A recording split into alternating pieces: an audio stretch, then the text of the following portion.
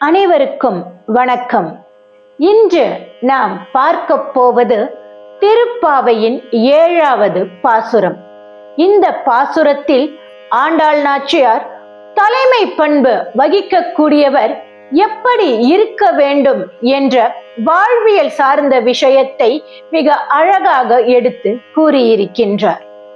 கீசு கீசு என்று எங்கும் ஆனை சாத்தன் கலந்து பேசின பேச்சரவம் கேட்டிலையோ பேய் பெண்ணே, காசும் பிறப்பும் கலகலப்ப கைப்பேர்த்து வாச நறுங்குழல் ஆய்ச்சியர் மத்தினால் ஓசைப்படுத்த தயிரரவம் கேட்டிலையோ. நாயக பெண் பிள்ளாய் நாராயணன் மூர்த்தி கேசவனை பாடவும் நீ கேட்டே கிடத்தியோ. தேசம் உடையாய் திரவேலோர் என்பாவாய் என்கின்றாள். இப்பொழுது ஆண்டாள் நாச்சியார் தம்முடைய தோழி பெண் ஒருத்தியை எழுப்ப வருகின்றாள். யார் அந்த தோழி பெண் தெரியுமா? இந்த ஆண்டாள் எழுப்புவதற்கு முதல் நாள் அந்த தோழி பெண் தான் நாம் பாவை நோன்பு எடுக்க வேண்டும், நிச்சயமாக கிருஷ்ணனை அடைய வேண்டும் என்றெல்லாம் உறுதிமொழி எடுத்துக்கொண்டு மறுநாள் வந்து என்னை விடியற் காலையில் நீங்கள் அனைவரும் எழுப்ப வேண்டும், இல்லை இல்லை நீங்கள் எழுப்புவதற்கு முன்பாகவே நான் எழுந்திருப்பேன், அனைவரும் சேர்ந்து செல்லலாம் என்று பல வியாக்கியானங்களை எல்லாம் பேசிய பெண். ஆனால் இன்று ஆண்டாள் வருகின்ற பொழுது அவள் தூங்கிக் கொண்டிருக்கின்றாள். அவளை பார்த்து ஆண்டாள் பாடுகின்றாள். கீசு கீசென்று எங்கும் ஆனை சாத்தன் கலந்து பேசின பேச்சரவம் கேட்டிலையோ என்கின்றாள். ஆனை சாத்தன் என்ற பறவை கீச்சு கீச்சென்று ஓசை எழுப்ப தொடங்கிவிட்டது.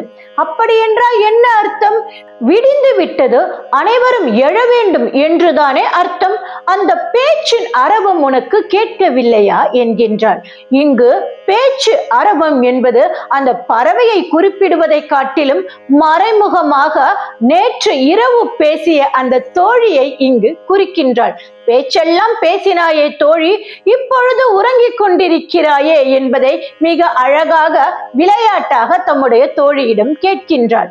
பேய் பெண்ணே என்று அந்த பெண்ணை கூறுகின்றாள். பேய் பெண்ணே என்று சொல்வதற்கான அர்த்தம் என்ன தெரியுமா? பொதுவாக பேயினுடைய குணம் என்பது கொண்டதை விடாதாம், தான் எதை பிடித்து கொண்டதோ அதை இறுக பிடித்து கொள்ளுமாம். அதுபோல இந்த தோழியாக இருக்கக்கூடியவள் தூக்கத்தை இறுக பிடித்து கொண்டிருக்கின்றாள். எனவேதான் இந்த தோழியை பேய் பெண்ணே என்று அழைக்கின்றாள் ஆண்டாள். கீசு கீசு என்று எங்கும் ஆனை சாத்தன் கலந்து பேசின பேச்சரவம் கேட்டிலையோ பேய் பெண்ணே, காசும் பிறப்பும் கலகலப்ப கைப்பேர்த்து வாச நறுங்குழல் ஆய்ச்சியர் மத்தினால் ஓசைப்படுத்த தயிரரவம் கேட்டிலையோ என்கின்றாள்.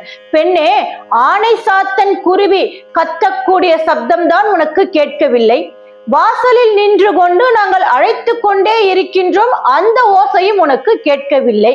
ஆனால் வாசலில் உன்னுடைய தாயார் வெண்ணெய் எடுக்க வேண்டும் என்பதற்காக தயிரை கடைந்து கொண்டிருக்கின்றாளே, அவள் அவ்வாறு தயிரை கடைகின்ற பொழுது அவள் கழுத்தில் அணிந்திருக்கக்கூடிய சங்கிலியும் அதில் இருக்கக்கூடிய திருமாங்கல்யமும் கோர்த்திருக்கக்கூடிய காசுகளும் கலகல கலகலவென ஓசை எழுப்புகின்றது. அந்த ஓசை கூடவா உனக்கு கேட்கவில்லை? இந்த ஓசைகளை எல்லாம் கேட்டுமா நீ உறங்கிக் கொண்டிருக்கின்றாய் என்கின்றாள் ஆண்டாள். ஓசை படுத்த தயிரரவம் கேட்டிலையோ, நாயக பெண் பிள்ளாய் என்கின்றாள். நீ யார்? சாதாரண பெண்ணா? இந்த பாவை நோன்பு எடுக்கக்கூடிய தோழிமார்களுக்கெல்லாம் நாயகியாக இருக்கக்கூடியவள் அல்லவா? நாயகிக்கு உரிய பண்பாயுது, தலைமை பண்பாயது. தலைமை பண்பு என்பது எப்படிப்பட்டது? எங்கள் அனைவரையும் வழிநடத்தி செல்வது அல்லவா? அப்படி பார்க்கையில் நீதானே முதலாவதாக எழுந்து வந்து எங்கள் அனைவரையும் எழுப்பி இருக்க வேண்டும் என்கின்றாள் ஆண்டாள். அதுதானே தலைமையின் அழகு. அதை பார்த்துதானே அவரை பின்பற்றக்கூடியவர்கள் பின்பற்றுவார்கள். எனவே தான் ஆண்டாள் நாச்சியார் நாயக பெண் பிள்ளாய் என்கின்றாள். நாயக பெண் பிள்ளாய் நாராயணன் மூர்த்தி கேசவனை பாடவும் சரி, ஆனை சாத்தன் பறவையின் ஓசைக்கு நீ எழவில்லை, அடுத்து உன்னுடைய தாயார் தயிர் கடைகின்ற பொழுது எழும்புகின்ற சத்தத்திற்கும் நீ வரவில்லை.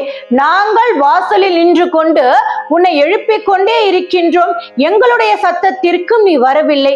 நாங்கள் இப்பொழுது என்ன செய்து கொண்டிருக்கின்றோம் தெரியுமா? கேசி என்னும் அரக்கனை வதம் செய்த கேசவனின் புகழை பாடிக்கொண்டிருக்கின்றோம் என்கின்றாள். சரி, யார் இந்த கேசி? ஒரு முறை கம்சன் கிருஷ்ணனை அழிப்பதற்காக பூதனை என்னும் அரக்கியை அனுப்பி வைத்தான். அந்த பூதனையை வதம் செய்தான் கிருஷ்ணன். அடுத்து சகடாசுரன் என்னும் அசுரனை அனுப்பி வைத்தான். அந்த அசுரனையும் அழித்தான் கிருஷ்ணன். இப்பொழுது கேசி என்னும் அசுரனை அனுப்புகின்றான். அந்த கேசி என்பவன் சாதாரணப்பட்டவன் கிடையாது. கேசி என்றால் பிடரியில் அதிகமான முடியை கொண்டவன் என்று அர்த்தம். அவன் சாதாரண அசுர ரூபத்தில் செல்லவில்லை, ஒரு குதிரையின் ரூபத்தில் செல்கின்றான்.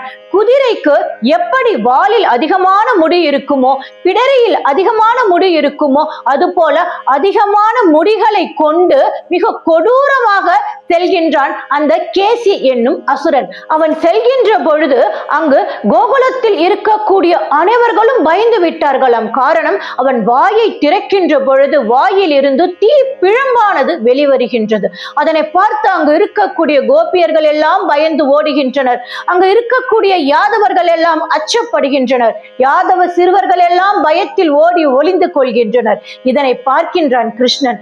வேகமாக வருகின்றான். வந்து அந்த கேசி என்னும் அரக்கனின் வாயை வெள்ளரி பழத்தை பிளப்பது போல கிருஷ்ணன் பிளந்தாராம். கேசி குதிரையின் வடிவில் வந்ததற்கான காரணமும் உண்டு.